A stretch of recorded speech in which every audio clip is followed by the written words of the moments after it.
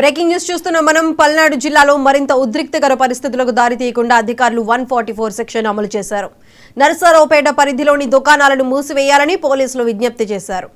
ఎన్నికల రోజు ఘర్షణలో పాల్గొని దాడులకు పాల్పడ్డ 62 మందిని నరసరావుపేట పోలీసులు అదుపులోకి తీసుకున్నారు.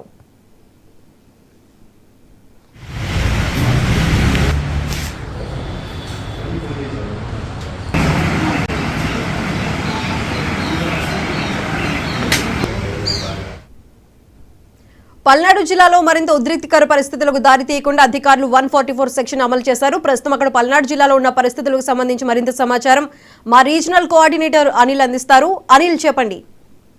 Thank you Sai Sudha. పల్నాడు జిల్లా నర్సాపేట, మాచర్ల, గురిజాల, సత్తెనపల్లి నియోజకవర్గాల్లో ఘర్షణలు చోటు చేసుకుంటున్నాయి. ఎన్నికల ప్రారంభం నుంచి ఇక్కడ ఘర్షణలతోనే ఎన్నికల ప్రక్రియ అంతా కొనసాగింది. ఎన్నికల పూర్తయిన తర్వాత కూడా ఆ ఘర్షణలు చోటు చేసుకుంటున్నాయి. ఏదైతే తమ కార్యకర్తలకి దాడులు జరిగినాయో వాటిని పరామర్శించడానికి వెళ్తున్న ఎమ్మెల్యే అభ్యర్థులను కూడా పై దాడులు జరగడంతో ఈ అంత హింసాత్మక ఘటనలు మొత్తం చోటు చేసుకున్నాయని చెప్పుకోవచ్చు. అయితే ఏ పార్టీ అయితే టీడీపీ వైఎస్ఆర్ కాంగ్రెస్ పార్టీ కార్యకర్తలు నాయకులు కూడా భారీగా ఈ దాడులు, కర్రలు, బాంబులు సంస్కృతిని కూడా తీసుకురావడం జరిగింది. ఈసారి సత్తెనపల్లి నియోజకవర్గంలో కూడా బాంబులు ఇసురుకోవడం ఒక సంచలనం సృష్టించిందని చెప్పవచ్చు. ఎందుకంటే ప్రధానంగా పల్నాడు, మాచర్ల, గురిజాల, నర్సాపేట ప్రాంతాల్లో గతంలో 2024 ముందు బాంబుల సంస్కృతి ఉండేది. ఎన్నికలు వస్తేనే ఓటర్లు ఓటు హక్కు వినియోగించుకోవాలన్నా భయపడే పరిస్థితికి వచ్చింది. 2004 నుంచి 2019 వరకు కూడా ప్రశాంతమైన వాతావరణం ఇక్కడ నిర్వహించారు. అధికారులు ముందస్తుగా హింసాత్మకమైన నియోజకవర్గాలుగా మాచర్ల, గురిజాల, పెదకొరపాడు నియమించుకున్నప్పటికీ అక్కడ అధికార యంత్రాంగం భారీ బందోబస్తుని ఏర్పాటు చేసింది. అయినప్పటికీ కూడా ఘర్షణలు మాత్రం భారీగా జరిగాయని చెప్పుకోవచ్చు. అయితే ప్రస్తుతం నర్సాపేట పోలీసులు మొత్తం 62 మందిని సుమారు అరెస్ట్ చేసినట్లుగా తెలుస్తా ఉంది. ఎందుకంటే ఎమ్మెల్యే ఇంటి మీద దాడులు జరగడం, వైఎస్ఆర్ కాంగ్రెస్ పార్టీ ఎమ్మెల్యే అభ్యర్థి గోపిరెడ్డి శ్రీనివాస్ రెడ్డి ఇంటి పైన టీడీపీ నేతలు దాడులు చేయడం వంటివి సంఘటనలు చోటు చేసుకున్న తర్వాత ఈ రెండు ఏదైతే టీడీపీ అభ్యర్థి ఇంటి దగ్గర గాని వైఎస్ఆర్ కాంగ్రెస్ పార్టీ అభ్యర్థి గోపిరెడ్డి శ్రీనివాస్ రెడ్డి ఇంటి వద్ద గాని భారీ బందోబస్తు ఏర్పాటు చేయడం జరిగింది. అలానే కారంపూడిలో 140 ఇప్పటికీ మాచర్ల నియోజకవర్గం మొత్తం 144 సెక్షన్ అమల్లోకి తీసుకొచ్చింది. నర్సాపేట, గురిజాల, మాచర్ల నియోజకవర్గాల్లో 144 సెక్షన్ అమల్లోకి తీసుకొచ్చారు. హింసాత్మక ఘటనలు జరిగిన కాడ గాని, గతంలో హింసాత్మక ఘటనలు జరిగిన గ్రామాల్లో గాని పూర్తి బందోబస్తు ఏర్పాటు చేశారు. ఎక్కడ ఉదయం నుంచి కూడా అంటే రాత్రి వరకు భారీగా ఘర్షణలు చోటు చేసుకోవడం జరిగింది. దానిపైన కూడా ప్రత్యేక దృష్టి సారించారు. డీజీపీ సిఎస్ పైన కూడా ఈ ఆంధ్రప్రదేశ్ లో జరిగిన దాడులపై ఈసీ కూడా వాళ్ళు ఎవరిని కోరినట్లుగా మనకు తెలుస్తా ఉంది. అంటే పల్నాడు జిల్లాలో మాత్రం ప్రధానంగా మాచర్ల, నర్సాపేట, ఏదైతే గురిజాల నియోజకవర్గాల్లో హింసాత్మక ఘటనలు జరుగుతూనే ఉన్నాయి. అయితే ఇక్కడ ప్రధానంగా పిడిగిరాళ్ళ, నర్సాపేట, మాచర్ల మొత్తం పట్టణాల్లో పూర్తి స్థాయిలో దుకాణాలు కూడా 2 రోజులు బంద్ చేయాలని ఇప్పటికే అధికారులు ఆదేశాలు జారీ చేయడం జరిగింది. దీంతో ప్రజలు ఎక్కడ ఏం జరుగుతుందనే భయాందోళన చెందుతున్నారు. అయితే పోలీసులు మాత్రం మాచర్ల నియోజకవర్గానికి కేంద్ర బలగాలను 800 మంది తరలించినట్లుగా మనకు తెలుస్తున్న సమాచారం. అయితే మొత్తం మీద చూసుకున్నట్లయితే 144 సెక్షన్ మాత్రం కొనసాగుతా ఉంది. ఇప్పటికే డీజీపీ దీనిపైన ఐజీ జిల్లా ఎస్పీ స్థాయి అధికారులందరూ కూడా మాచర్ల నియోజకవర్గంలో పర్యవేక్షిస్తున్నారు.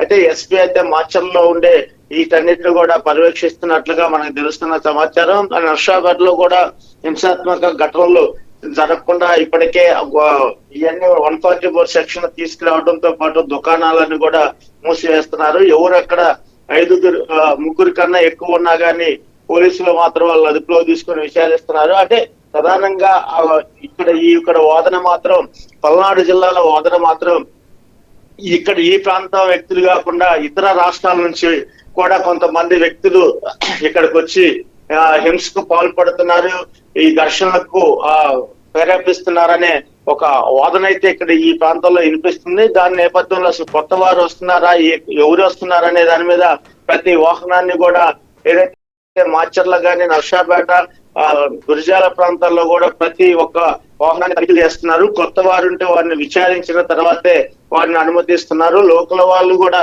విచారించిన తర్వాత వాళ్ళని వదలడం జరుగుతుంది.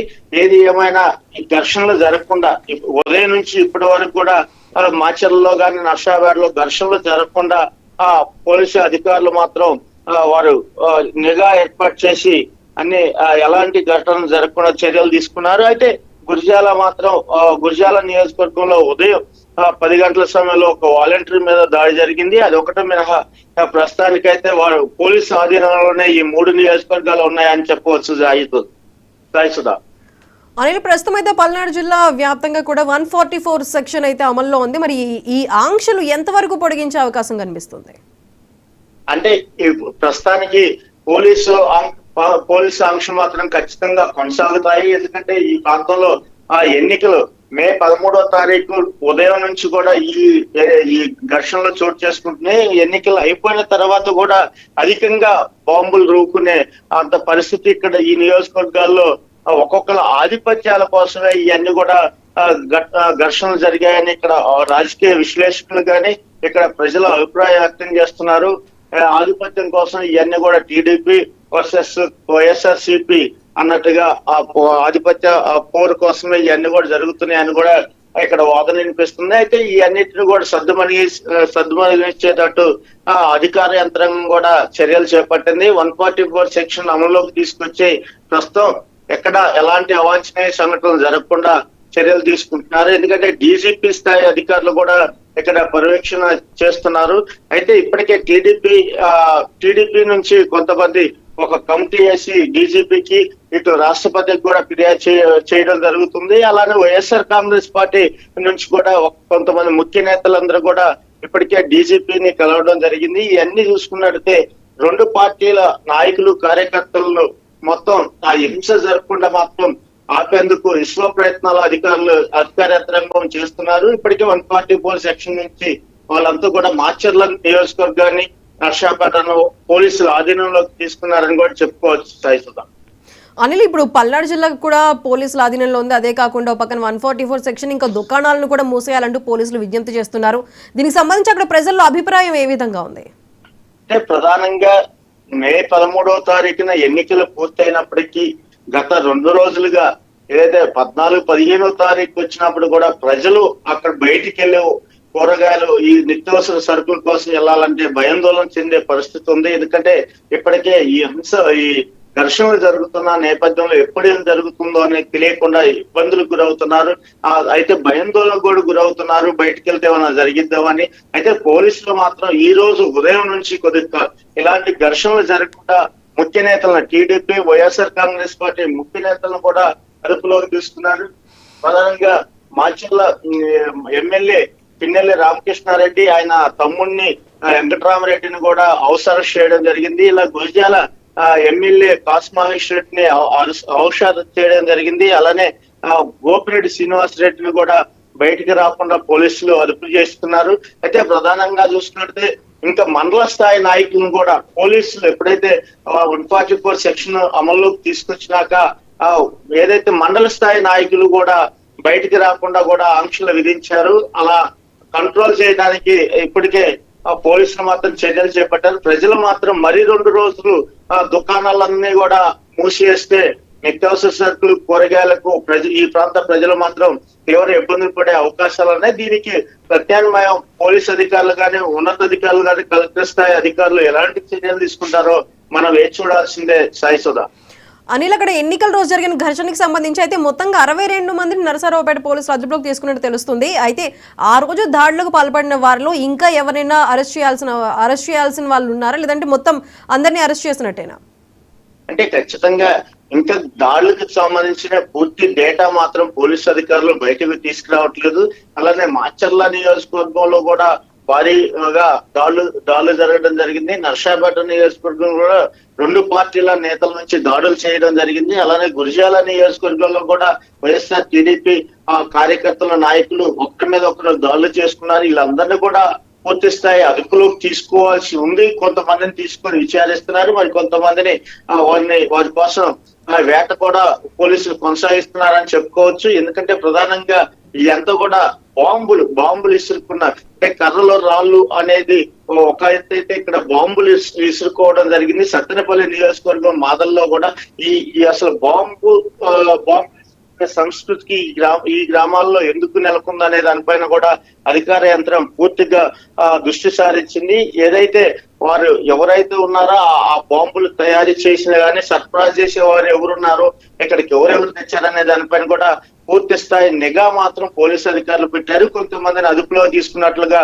మనకు సమాచారం ఉంది. అంటే వందల సంఖ్యలోనే ఉంటుంది. ఎందుకంటే గాయాలైన వాళ్ళే సుమారు 30 నుంచి 50 అని చెప్తున్నారు. ఇలా ఈ దాడులు ప్రేరేపించిన వాళ్ళు కానీ, దీన్ని బాంబులు తెచ్చి సరఫరా చేసిన వాళ్ళు కానీ, అసలు తెచ్చి అక్కడ బాంబులు ఇచ్చిన వారు వీళ్ళంతా చూసుకుంటే చాలా పెద్ద సంఖ్య ఉండే అవకాశం ఉంది. దాంతో కూడా పోలీసులు విచారణ చేస్తున్నారు. ఇవన్నీ కూడా బయటికి రావాలంటే ఖచ్చితంగా పోలీసు అధికారులు ఈ ఒక్కొక్క ప్రాంతంలో దాడులు జరిగిన కానీ ఎంతెంత మంది పాల్గొన్నారో పూర్తి సంఖ్య బయటకు వచ్చే అవకాశాలు ఉన్నాయి. సాయిసుధా. అనిల్, ప్రస్తుతం ఉన్న పల్నాడు జిల్లాలో ఉద్రిక్త పరిస్థితులకి సంబంధించి అంటే ఈవీఎంలు స్టోర్ చేసిన స్ట్రాంగ్ రూముల వద్ద పరిస్థితి ఏ విధంగా ఉంది? అక్కడ బందోబస్తును ఏమైనా డబుల్ చేయడం జరిగిందా? అదే ఖచ్చితంగా పల్నాడు జిల్లాకు సంబంధించిన ఈవీఎంలు భద్రత మాత్రం భారీగా కట్టుదిట్టంగా పెంచడం జరిగింది. ఎందుకంటే అధికారులందరూ కూడా ఏదో ఆర్ఓల సమక్షంలో అధికారులందరూ కూడా స్ట్రాంగ్ రూమ్లకు సీల్ అయ్యడం జరిగింది. అయితే దానికి సంబంధించిన భారీ బందోబస్తు కూడా అక్కడ ఏర్పాటు చేయడం జరిగింది. ఎందుకంటే ప్రధానంగా ఈవీఎంలు కూడా 2 సార్లు పాల్గొట్టిన సందర్భాలు ఉన్న నేపథ్యంలో కట్టే డేటా మాత్రం ఏమీ పాడవలేదని చెప్పి ఈసీ ఇవ్వడం జరిగింది. తర్వాత కూడా కంటిన్యూగా 10:30-11 గంటల వరకు కూడా ఏదైతే ఈవీఎం పాల్గొట్టారో జట్టిపాలెం కానీ ఒప్పిచర్ల నియోజకవర్గాల్లో అదే ఏదైతే బూతుల్లో చేశారో అవి కూడా డేటా మొత్తం కరెక్ట్ గానే ఉంది. ఖచ్చితంగా ఓటింగ్ కూడా కొనసాగించామని కూడా ఈసీ ప్రకటించడం జరిగింది. అయితే అలాంటి సందర్భాల్లోంచి వచ్చిన ఈవీఎం స్ట్రాంగ్ రూమ్స్ కి మాత్రం భారీ బందోబస్తు ఏర్పాటు చేశారు. అక్కడికి ఎవరు చేరుకునే పరిస్థితి లేదు. ఇక్కడ ఉన్న నాయకులు పరిశీలనకు కూడా అనుమతి ఇవ్వట్లేదు. అయితే మొత్తం కూడా పోలీసుల ఆధీనంలోనే స్ట్రాంగ్ రూమ్స్ ఉన్నాయి. వీటన్నిటిపైన పూర్తి స్థాయి ఏదైతే జూన్ 4వ తేదీ వరకు కూడా ఖచ్చితంగా స్ట్రాంగ్ రూమ్స్ కి ఎలాంటి ఇబ్బందులు కలగకుండా బందోబస్తు మాత్రం ఏర్పాటు చేశారని చెప్పవచ్చు. Right Anil, thank you.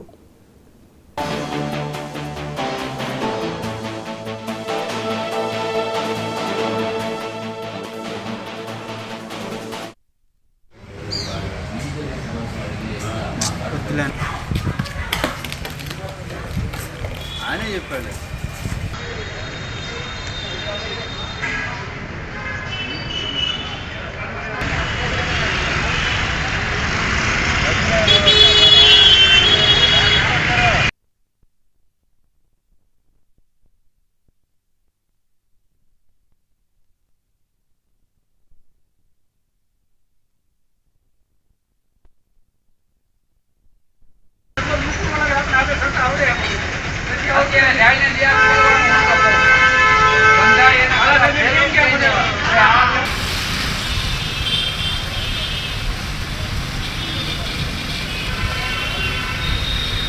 చూసుకోకూడదని తెలియజేయమైనది. ఇటు నర్సరావుపేట వన్ పోలీస్ శాఖ, నర్సరావుపేట పట్టణ ప్రజలకు పోలీసు వారి హెచ్చరిక.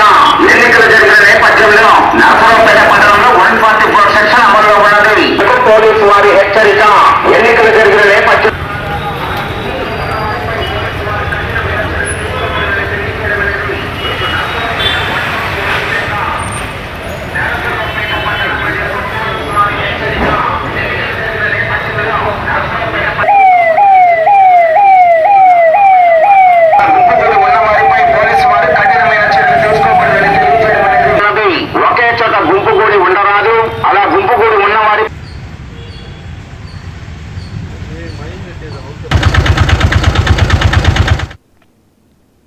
జగిత్యాల జిల్లా గొల్లపల్లి మండలంలోని గుంజపడుగు గ్రామంలో